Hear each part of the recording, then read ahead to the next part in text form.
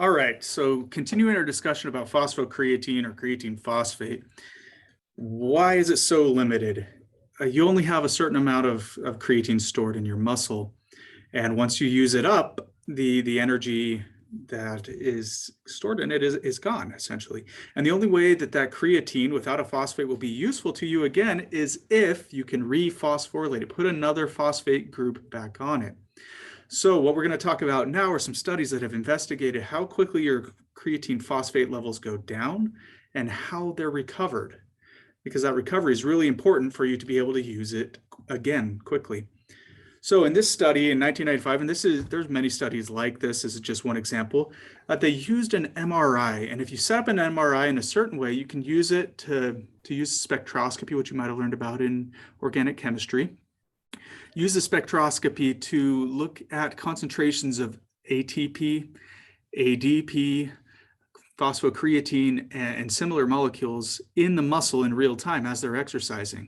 So we can get an idea of the energy balance of the muscle. And so they put them in this MRI and had them exercise. I believe this one was a knee extension, isometric knee extension exercise, doing some hard exercise, and then measured the concentration of ATP in the muscle and phosphocreatine in the muscle during exercise and then during recovery. So let's look at what happens to the concentration of ATP first during this exercise.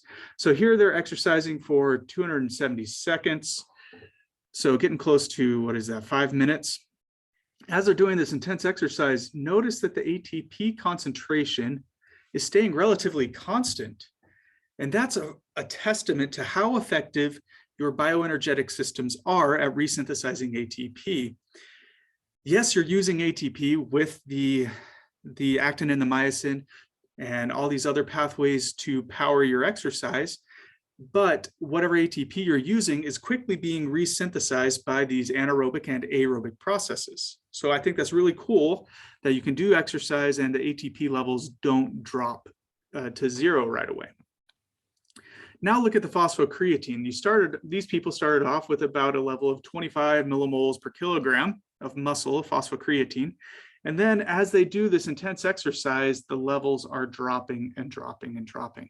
Now, this is not even maximal exercise. This is, I think it was somewhere around 30 or 40% of max. But what you can appreciate is that the levels of phosphocreatine are going down rather quickly. You only can power this moderate intensity exercise this intensity of exercise for a few seconds. By 90 seconds, it seems like you've gotten all of what you're going to get out of the phosphocreatine out of it. All right, they've hit these minimal levels that they can reach. And that's the reason that's not hitting zero in this case is probably because the MRI is picking up muscles that are inactive. And so it's kind of a tainted signal with active and inactive muscles. Of course, if your muscle's not active, these muscle fibers haven't been recruited for the exercise, they're not going to use the phosphocreatine. And so that will dilute your signal with the measurement. So this is not a super intense exercise. What if it was them exercising as hard or as fast as they could? The phosphocreatine levels will probably go down like this or plateau somewhere around there, right? Don't worry about where the level is going down because of the limits of the MRI measurement. But look at, if you go even more intense exercise, your levels will drop even more rapidly. Depending on the intensity of the exercise, phosphocreatine levels can drop rather quickly. If you're doing a major sprint or a maximum sprint, you should see these levels go down to near minimal levels. Phosphocreatine get near minimal levels within about 20 to 30 or 40 seconds if you're going all out. And you see that with people when they do 100-meter sprints, like Usain Bolt and the Olympians, they're actually slowing down at the end of their 100 meters. And part of the reason for that is that they're starting to deplete their phosphocreatine stores. So they have to shift to a lower intensity or a lower rate of ATP resynthesis. All right, so phosphocreatine levels go down rather quickly. And the only way that phosphocreatine is going to be useful again, or the creatine is going to be useful again, is if we can rephosphorylate it. But how does that happen? So in this same study, they kept them in the MRI and measured the recovery. Now, here's the ATP levels. Remember, during recovery, ATP levels are still constant. The ATP levels didn't change that much during exercise. But now let's look at the rate of phosphocreatine recovery. It's going up by 30 seconds. You're somewhere around halfway recovered. And then it keeps going up gradually, gradually, gradually. And in this case, it took them about 4.5, 5 minutes to get almost back to baseline levels. So just on average, if you're doing a passive recovery where you're just sitting down after your exercise, the half-life for recovery of phosphocreatine is somewhere around 30 to 40 seconds. So you use it up in about 30, 40 seconds, and you can get half of it back in about 30 to 40 seconds. But the question is, how are we getting it back? How is phosphocreatine resynthesized? That brings up another really cool study. So this one was done back in the 70s, I believe. Yes, 1976. And this was before they knew how to use the MRIs to look at phosphocreatine and ATP levels in the muscle. And so instead of using an MRI, they took muscle samples, put needles in the muscle, and froze them and looked at how much phosphocreatine was in the muscle at different time points following recovery from exercise. So a lot more invasive here, but they had people do intense exercise. At baseline, they took a biopsy, and the muscle had about that much phosphocreatine in it. Then they had them do exhaustive exercise, and at the end of the exhausted exercise, the creatine levels were way down here. Now, the point of the study wasn't to see what happens to the creatine levels with exhaustive exercise. It was to see how creatine is recovered to phosphocreatine. So this is a plot of how the phosphocreatine was recovered with intact circulation, just sitting down on a chair, passively waiting for it to recover. And they're taking biopsies every couple of minutes. Now, on a second trial, they allowed the individuals to sit down and recover from the exercise. But as soon as they were done exercising, they inflated a blood pressure cuff so that blood and oxygen couldn't be delivered to the muscle. And that's what we see here. Without blood and oxygen delivery, the phosphocreatine levels do not go back up. You're not going to recover them. Then on a second time, they inflated the cuff again and had them sit passively with the cuff on for a little bit and showed that the creatine levels are not recovering. And then they deflated the cuff right about here, and you can see phosphocreatine levels start to recover. So this is really good evidence that you need intact blood flow to restore your phosphocreatine. And it's not just blood flow. We could get the same idea if I changed how much oxygen they were inhaling. If this is the recovery of phosphocreatine breathing normal room air, this would be the recovery of phosphocreatine breathing very low oxygen levels, right? You won't get as much phosphocreatine recovery. So it's actually the oxygen. But how does oxygen figure into this? This is kind of funny because we all often think about creatine phosphate, phosphocreatine as an anaerobic system. And it is anaerobic in the sense that you don't need ATP, or you don't need oxygen to get the ATP, right? The phosphocreatine can transfer over the phosphate through creatine kinase without any oxygen, but you do need oxygen to recover your recover creatine back to phosphocreatine. And here's how it happens. So you've already seen this portion of the cascade here. This is called the phosphocreatine or creatine phosphate shuttle. So we've used up our ADP or created an ADP. The ADP goes to creatine kinase where it meets with the phosphocreatine. The phosphate is going to be transferred onto the ADP by creatine kinase. That gives us our ATP, which we're really excited about, but it also leaves us with this creatine that has very little energy for us and very little use for us in terms of getting energy out of it. So how do we get this creatine back to phosphocreatine so I can do another sprint, right? So let's say that you do you do a 400-meter sprint around the track as fast as you can. You've probably exhausted all of these phosphocreatine stores in the relevant muscles. So now all you have is this, is the creatine. That would be pointless, right? If you want to do another sprint, you need to recharge that creatine back to creatine phosphate. So how does that happen? That creatine is transported back to the mitochondria. And within the mitochondria, you have another version of creatine kinase. When we say another version, the fancy word for that is isoform. So we have another isoform or version of creatine kinase that tends to work in the reverse direction. Instead of taking phosphocreatine and ATP to make, or in ADP to make ATP, the one in the mitochondria works in reverse. It takes creatine, joins it with ATP to form phosphocreatine. So I'll illustrate that here. So here in the mitochondria, we have ATP floating around. Where's that coming from? Aerobic metabolism. We're consuming oxygen, fats and carbohydrates, all these things to resynthesize ATP aerobically. And that's floating around in the mitochondria, and it's going to come up right next to creatine kinase. At the same time, that creatine that has no phosphate is going to make its way to that creatine kinase. So what this version of creatine kinase is going to do is take the phosphate off of here and put it onto our creatine. And so once the creatine goes through this, it comes out as a phosphocreatine again.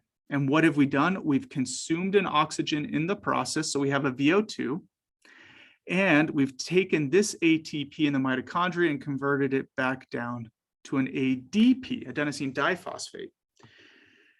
So we've just taken and we've recharged our creatine to phosphocreatine by using an aerobically produced ATP.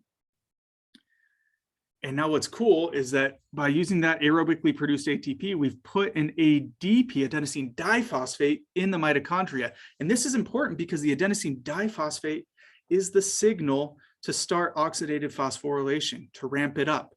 So this cascade of events where you have the creatine make its way to the other creatine kinase and eventually causes there to be an ADP, this is thought to be one of the major signals to increase oxygen consumption during exercise. In fact, the mitochondria is essentially blind. The mitochondria does not know, it can't see what the muscle is doing, right? It has no idea what's going on. It can't see that. And so the only way that it knows what's going on in the muscle, that there's a reduction in ATP levels, is through this creatine shuttle, where the creatine makes its way to the mitochondrial creatine kinase and creates an ADP. So this is how the mitochondria know to increase respiration if ADP gets in there. Now, this isn't the only way. I could easily just replace this word with adenylate kinase. You guys gotta love my handwriting here. So instead of creatine kinase, adenylate kinase will have this same thing where you'll send an AMP, instead of creatine, you'll send an AMP back and meet up with another version of adenylate kinase near the mitochondria and cause there to be ADP in the mitochondria and stimulate respiration. So key points of this: while you can use phosphocreatine to resynthesize ATP without oxygen, you cannot resynthesize creatine into creatine phosphate without oxygen. So the recovery of phosphocreatine is aerobic. So this is one of the reasons why you might see a person after they've done a 100-meter dash. That's very clearly an anaerobic exercise. The breathing doesn't go up a whole lot during the exercise, and they're using primarily phosphocreatine to fuel that run. But after the run, you see them breathing heavy. Part of that is because they need to recover the phosphocreatine levels, and that recovery of phosphocreatine is done aerobically in an oxygen-dependent manner. So this is another example of this phosphocreatine shuttle, or the recovery of phosphocreatine. In your muscle, you're going to contract, and that contraction uses ATP, and it forms ADP and inorganic phosphate. The muscle version of a creatine kinase resynthesizes that ADP into ATP with the use of a phosphate here.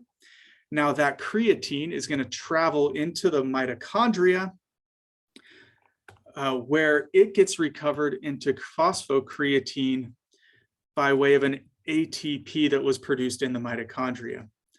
And that converts this mitochondrial ATP into ADP, And now that ADP is going to stimulate the oxidative phosphorylation cascade to ramp up its production of ATP.